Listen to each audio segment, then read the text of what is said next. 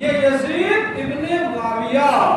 جو دنیا کی خاطر، دنیا کی سلطنت کی خاطر، دنیا کی حکومت کی خاطر، دنیا کے مال کی خاطر، دنیا کی عیش و عشرت کی خاطر اہل بیت اطہار کے فرزندوں پر ظلم کیا، یہ دنیا یزید کو راس نہ آئی۔ اس تخت نے اسے کوئی لطف نہیں دیا، اس تاج نے اسے دنیاوی زندگی میں بھی کچھ لطف لینے کا موقع نہیں دیا۔ مورخین لکھتے ہیں کہ یزید تخت نشین ہونے کے کچھ ہی دن بعد مہلک مرض میں مبتلا ہو گیا، اور وہ مرض مہلک یہ تھا کہ اس کی عقلیہ سڑتی تھی، اس میں زخم ہوتا تھا، اور جو ہے ناقابل برداشت اسے پیٹ میں درد ہوتا تھا، اور ان دونوں تکلیفوں کی بنیاد پر خنزیر کی طرح چیخیں مارا کرتا تھا اور العطش العطش کی پکار لگایا کرتا تھا، مجھے پانی دو حلق سوکھ رہا ہے، عقلیہ سڑ رہی ہے اور جسم کے رونگٹے کھڑے ہیں۔ جب اس ظالم کو پینے کے لیے پانی دیا جاتا اور پانی کا ایک قطرہ اس ظالم کے حلق کے نیچے پیٹ میں اترتا تو اسے نشتر کی طرح وہ پانی کا قطرہ چبھتا ہوا نظر آتا، اور یہ پانی کا قطرہ اس کے پیٹ میں پہنچتے ہی اس کے درد اور تکلیف اور رنج کو دوبالا کر دیتا تھا۔ انہوں نے امام حسین پر پانی بند کیا، علی اکبر پر پانی بند کیا، اور جو ہے امام حسین کے بیٹے بھتیجے اور وفادار پر جو ہے پانی کربلا میں بند کیا، لیکن اللہ تبارک و تعالیٰ نے ان سے ایسا انتقام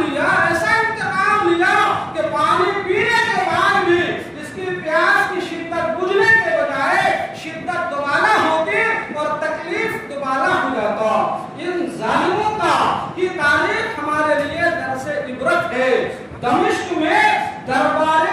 یزید ابن معاویہ لگا ہوا ہے، وہاں ایک اہل بیت کا مظلوم کھڑا ہوتے ہیں اور ببانگ دحل فرماتے ہیں، اے یزید، جس تخت و تاج کے لیے تم نے حسین ابن علی کا خون بہا دیا اور چمنستان مصطفیٰ اور چمنستان زہرہ کے پھولوں کو مسل دیا،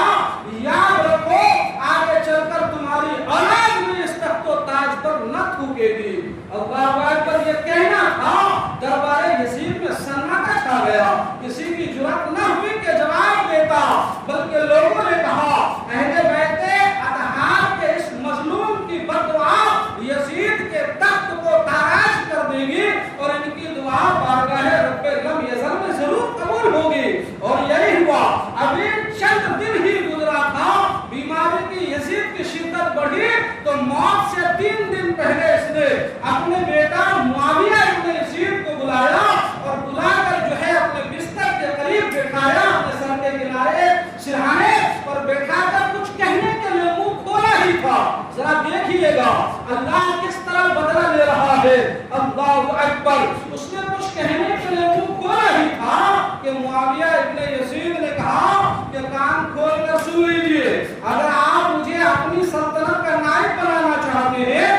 خلیفہ بنانا چاہتے ہیں، تو مجھے ایسا منحوس تاج اور تخت نہیں چاہیے جس تخت و تاج کی بنیاد سے امام حسین ابن علی کے خون پر رکھا گیا ہو۔ یہ تاج نہیں چاہیے، یہ سلطنت نہیں چاہیے، اس سلطنت سے خدا مجھے محروم رکھے۔ جب یہ جملہ اس نے اپنے بیٹے کے منہ سے سنا تو یزید تڑپ کر رہ گیا اور مارے درد کے اپنا پاؤں بستر پر پٹکنے لگا۔ اللہ اکبر، مورخ لکھتے ہیں جب یزید مرنے لگا تو یزید کی بدبختی کا عالم یہ تھا، خسرت دنیا والآخرہ، موت کے وقت ہر مسلمان چاہتا ہے میری زبان پر کلمہ جاری ہو، میرے آنکھوں کے سامنے رخ مصطفیٰ ہو، ماحول نورانی ہو، فرشتوں کا ہجوم نظر آئے، زبان کے زبان ہونٹ حرکت میں آئے، زبان چلے اور یہ ترانہ گنگنائے، لا الہ الا اللہ محمد رسول اللہ۔ لیکن یہ بدبخت جب مرنے لگا تو اس کے سرہانے میں شراب کی بوتلیں تھی، اور جو ہے جب اس کا انتقال ہوا،